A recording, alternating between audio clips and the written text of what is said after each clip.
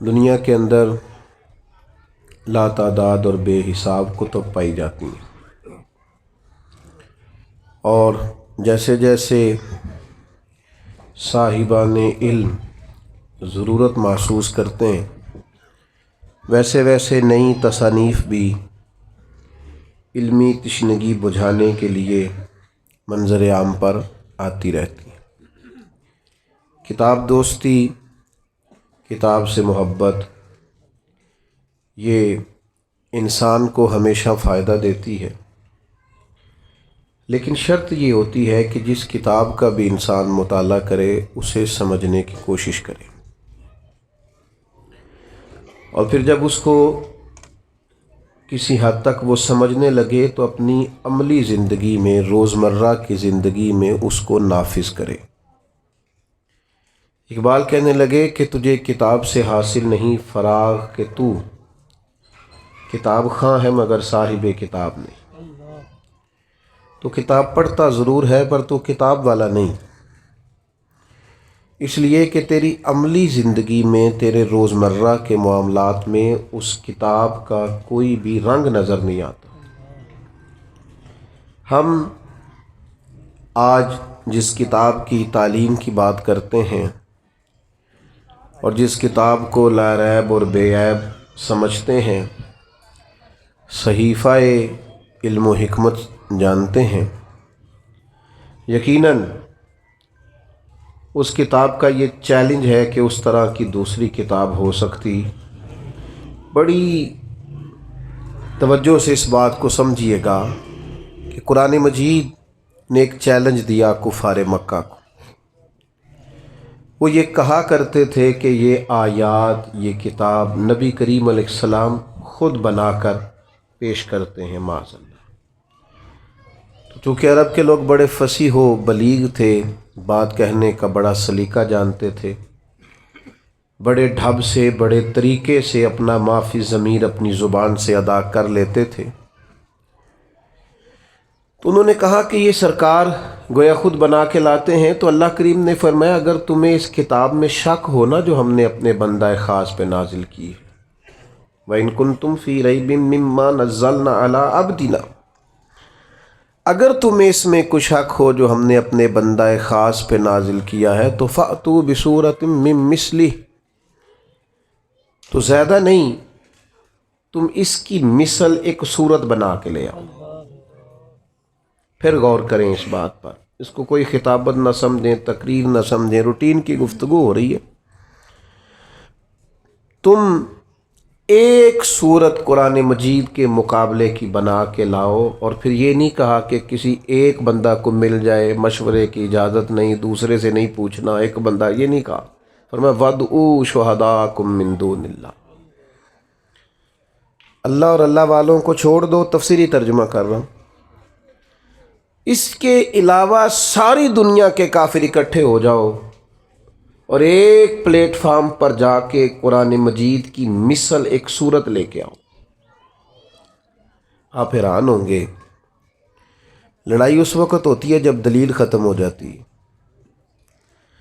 اگر کفار مکہ کے پاس قرآن مجید کے اس چیلنج کا کوئی جواب ہوتا تو وہ صورت لے کے آتے، بدر میں تلواریں لے کر نہ آتے۔ وہ بدر و احد میں تلواریں لے کر اس لیے آئے تھے کہ ان کے پاس قرآن مجید کے چیلنج کا کوئی جواب نہیں تھا، تھک گئے، ہار گئے، اور پھر نہایت فصیح و بلیغ ہونے کے باوجود ایک عجیب بات کرتے تھے۔ طفیل دوسی کہتے ہیں رضی اللہ تعالیٰ عنہ، بعد میں مسلمان ہوئے، فرماتے میں جب آیا تھا نا تو مجھے ابو جہل نے کھڑا کر کے کہا تھا کہ پہلے تو ان کے پاس جانا نہ، اور اگر جانا تو ان کا کلام نہ سننا۔ اب بات کو سمجھو،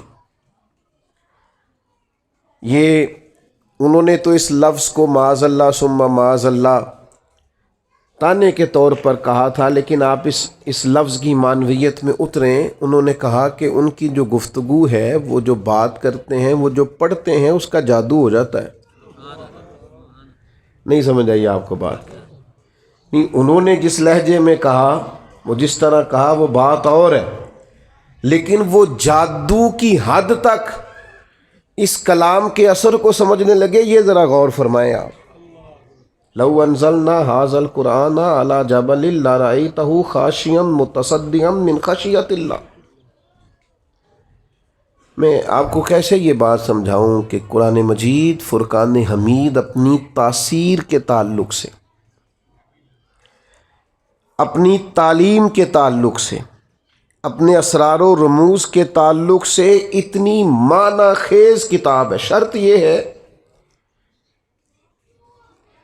کہ اسے خطابت کے لیے نہ پڑھا جائے، اسے فقط ثواب کے لیے نہ پڑھا جائے، اس کو عملی زندگی کے نفاذ کے لیے پڑھا جائے. ہمارے ہاں کوئی بندہ نئی دکان شروع کرتا ہے تو وہ کہتا ہے میں نے پہلے تلاوت کرانی ہے. میرا گمان ہے، اچھا گمان میرا یہ ہے کہ ہو سکتا ہے وہ اسی لیے تلاوت کراتا ہو کہ میں تجارت اس طرح کروں گا جس طرح قرآن نے بتایا. میرا خیال ہے اسی لیے کراتے ہوں گے. سویرے آ کے جو صبح صبح دکان پہ قرآن شریف پڑھتے ہیں اسی لیے پڑھتے ہوں گے کہ میں ساری تجارت قرآن کے طریقے کے مطابق بیان، اسی لیے پڑھتے ہوں گے نا. ایک ایسی عجیب بات ہے کہ وہ جس قرآن کی تلاوت سے آغاز کرا رہا ہے اس قرآن کے مطابق وہ تجارت کرنے کو تیار ہی نہیں ہے.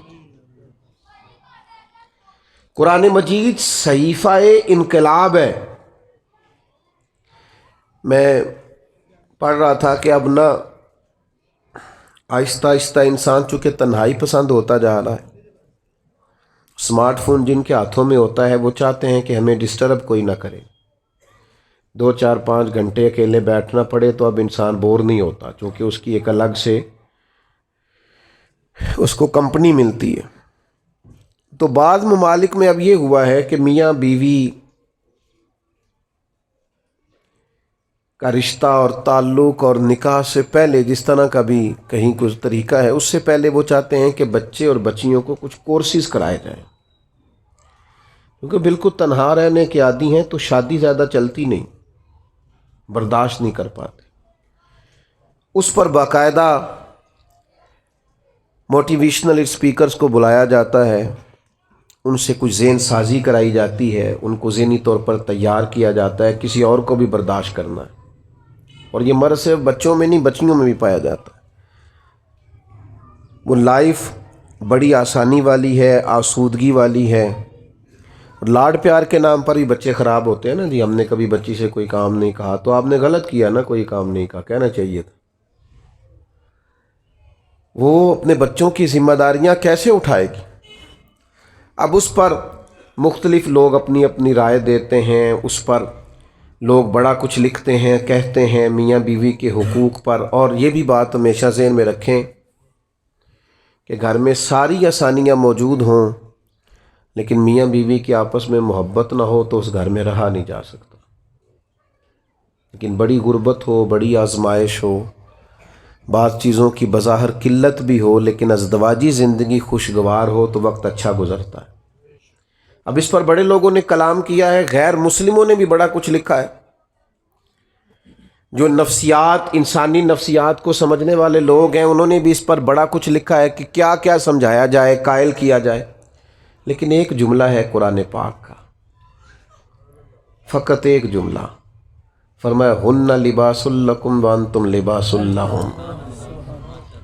مرد عورت کا لباس ہے اور عورت، ڈھونڈ لیں آپ تاریخ ساری، نزول قرآن سے قبل بھی اور نزول قرآن کے بعد بھی یہ جملہ کسی نے نہیں کہا جو صرف قرآن مجید نے کہا کہ مرد عورت کا لباس ہے اور عورت.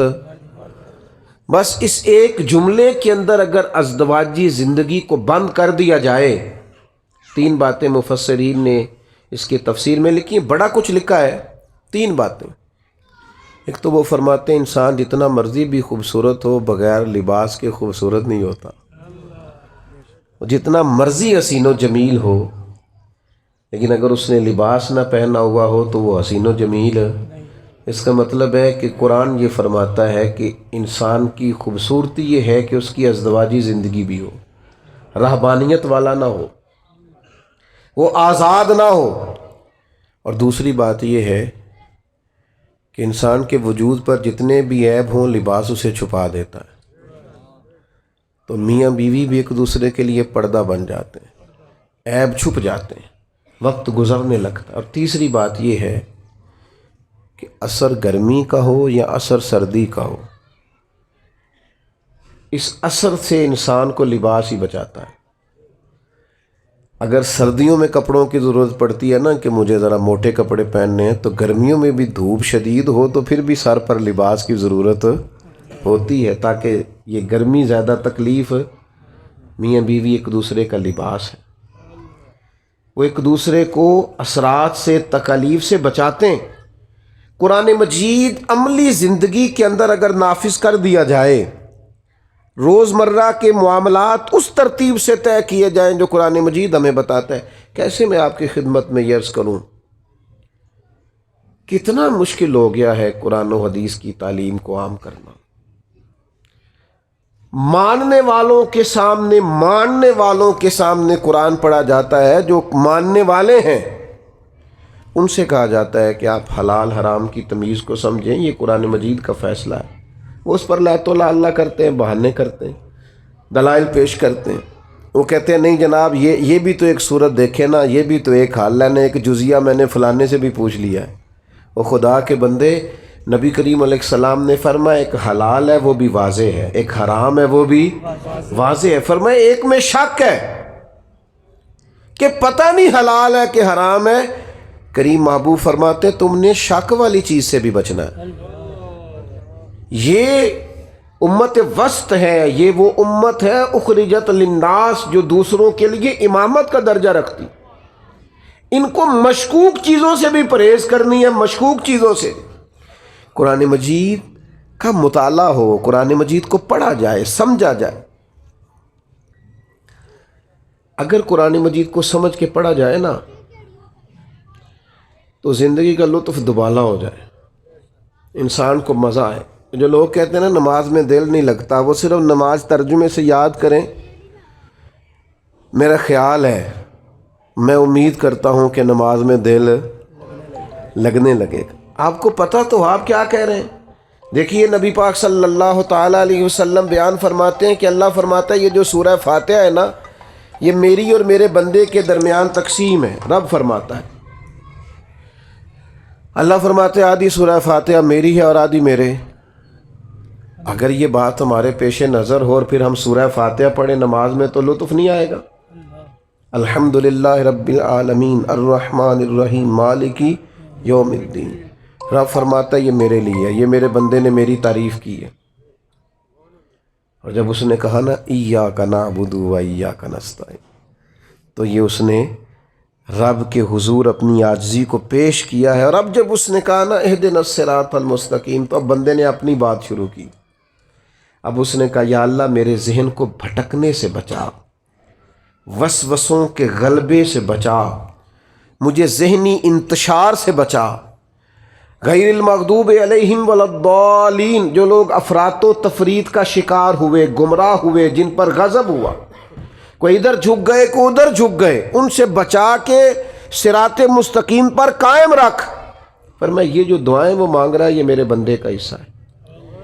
آپ کبھی قرآن مجید کو اس کے ترجموں کے ساتھ، اس کی افادیت کے ساتھ آپ غور تو کریں، لیکن کیا کریں، نئے نئے کورسز سارے کر لیتے ہیں، ہر محکمہ نئے نئے کورسز کراتا ہے، نوکریاں بچانے کے لیے سارے کورس کرتے ہیں، نیا کورس آ گیا ہے۔ میں کبھی ہم جایا کرتے تھے والد صاحب کے ساتھ کسی موقع پر پٹوار خانے، تو پٹواری جب اتارتا تھا نا اوپر سے رجسٹر، یا کبھی بینک میں یا کسی اور ادارے میں، تو وہ رجسٹر اترتے اترتے سارے کپڑے بھی گرد آلود ہو جاتے۔ لیکن اب کمپیوٹر آ گیا ہے، میرا نہیں خیال کسی نے نوکری چھوڑی ہو کہ مجھ سے نہیں سیکھا جاتا، میرا ریزائن لے لو، میں نہیں سیکھ سکتا، کسی نے نہیں چھوڑی۔ لیکن آج آپ کسی سے کہیں کہ تو قرآن مجید کو صحیح طور پر پڑھنا سیکھ، تو وہ کہتا ہے میری تو عمر ہی 50 سال ہو گئی، اب تو زبان موٹی ہو گئی۔